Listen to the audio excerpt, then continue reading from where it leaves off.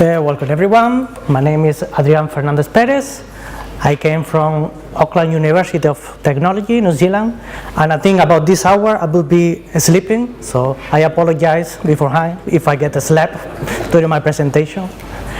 The paper is done with two colleagues of AUT, Bart Frijns and Alireza Tourani-Rad, and Jean-Philippe Weisskop, kind of. Okay. The title is Are There Bubbles in Wine? I'm going to start my presentation reading a phrase that we have also in the initial of the paper. It says, the emotional or social attachment to treasure means that investors are extremely likely to make suboptimal decisions about when to buy, sell, or how much to pay. It's from Mitchell, 2012. This is why, because wine is an emotional asset, like other collectibles such as art, rare stamp, vintage cars, or historical coins, where the traders not only pursue financial goals, but also the enjoyment of the asset itself. This emotional aspect of wine can also lead to bubble-like behavior. We have another phrase from the book Confessions of Wine Lovers of Robinson, 1998. It reads, what is more extraordinary is the wild price variation at the very top end. He's talking about fine wines. The man bubbled up mysteriously, apparently fooled by fashion and rumor as much as by intrinsic quality. Also, another characteristic of the wine investment markets is that they have heterogeneous customers. They have collectors with a deep knowledge about the wine, the vintages, so on and so forth. We also have the wine fund managers or investors that they only pursue financial goals, and also consumers that they only want to buy the wine for drinking. So understanding the behavior of different types of investors in the wine market is of considerable importance, given that they may affect the price dynamics in the wine markets. So in this paper we study the price dynamics and the construction and crash of bubbles in the fine wine market using the heterogeneous agent model. Our contribution, the key findings, just in case I don't have time to finish, we find evidence that the heterogeneous agent models explains the price dynamics in the LIF-X Wine Fine Investable Index. We also find that there are two kinds of belief, fundamentalists versus chartists or trend follower traders. What is most important, we find that there is a significant switching behavior where investors follow the belief that there has been the most accurate in forecasting prices in the recent past. And as a matter of empirical matter, we find that any large positive or negative deviations from the fair values coincide with the majority of the investors trading on the basis of chartist belief. So heterogeneous agent model. Sorry, I had to do the joke. So these heterogeneous agent models has been developed in the financial literature to model the bubble-like behavior in financial assets for the seminal papers of Brock and Holmes, 1997, which are theoretical papers. They split the market in the most aggregated possible way in two kinds of belief. Fundamentalist belief, that they believe in mean reversion toward a fundamental price on long-run intrinsic value, and chartist belief, that they believe in price continuation or the past trends will carry on in the future. What is most important in the heterogeneous agent model is the switching behavior. In such a way, if there is no switching behavior, the hand model doesn't hold. Switching behavior could be the two kinds. On one hand, the investors, they change their belief according to the past performance of the different belief. For example, I'm fundamentalist, I believe in mean reversion, but I see in the past that the chartists are making a lot of money, so I said, whatever, I change my belief to chartists. Also, the switching behavior could be different. I could be fundamentalists and carry on with this belief, but I trade in different points in time, so the proportion of the different beliefs in the market are time varying. These heterogeneous models have been applied recently from the theoretical papers in the late 90s, have been applied in the exchange rates and equities, S&P 500, in commodities such as crude oil, on gold, on US real estate prices. To our knowledge, this is the first paper that employed the Ham model in collectibles and specifically in fine wine markets. Ham, I'm going to carry on with a lot of equations now.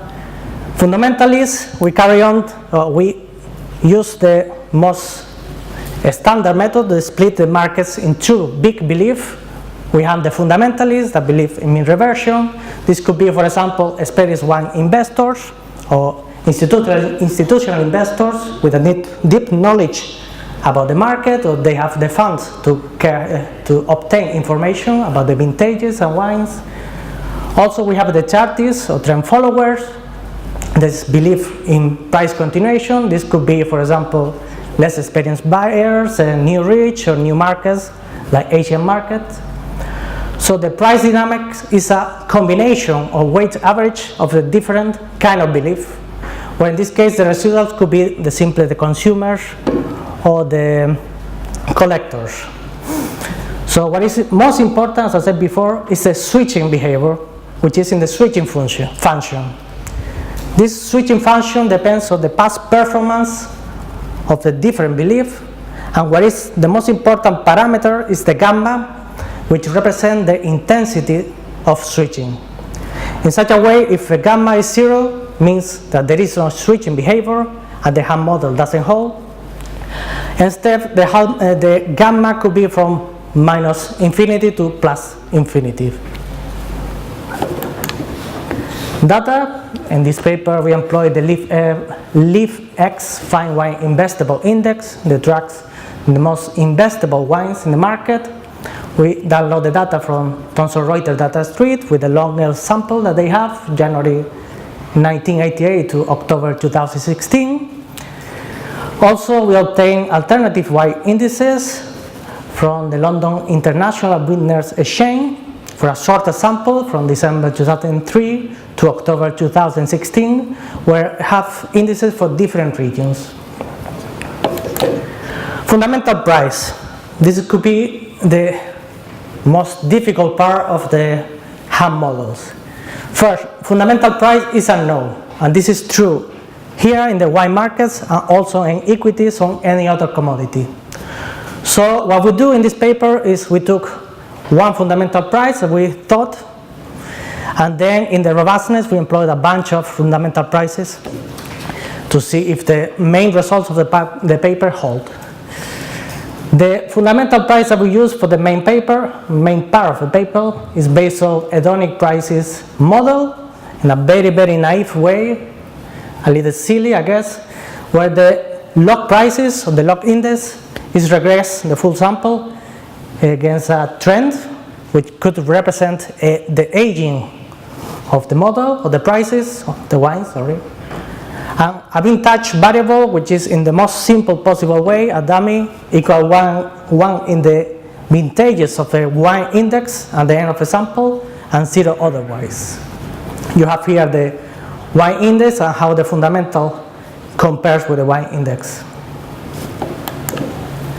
Empirical results.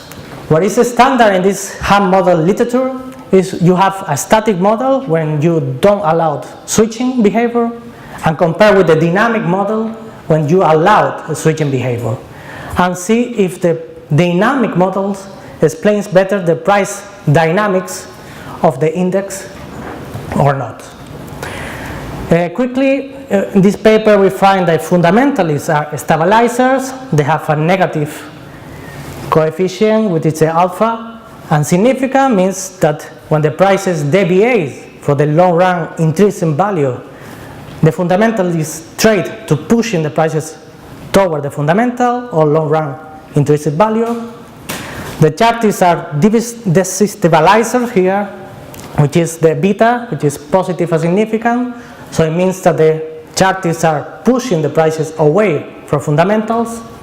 And what is more important, the gamma is positive or significant, and overall the price, the dynamic model explains better the dynamics or the price dynamics of the wine index market.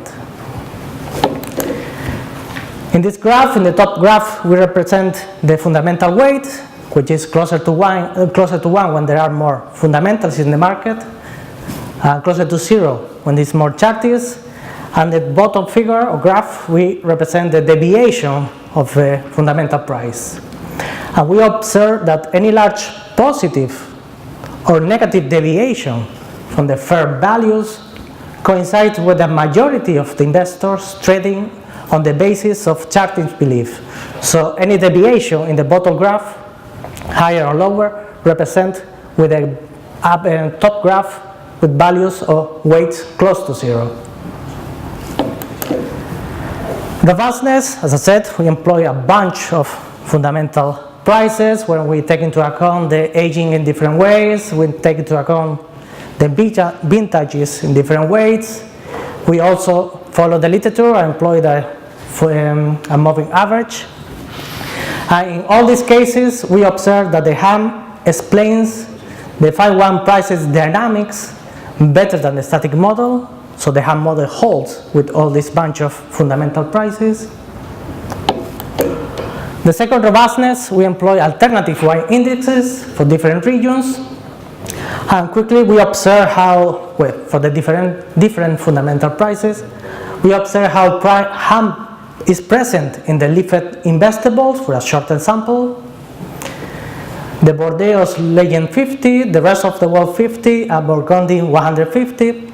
And we believe this is because the investors are more keen to trade in this kind of regions, so they have more heterogeneous clienteles. We observe that HAM is absent in Champagne 50, Rhone 100, and Italy 100, and this is the contrary. We think that these markets are more heterogeneous clienteles, so the HAM model doesn't hold. So the conclusions are the same that I said before. So for the question, are there bubbles in wine? The answer, yes, there are bubbles.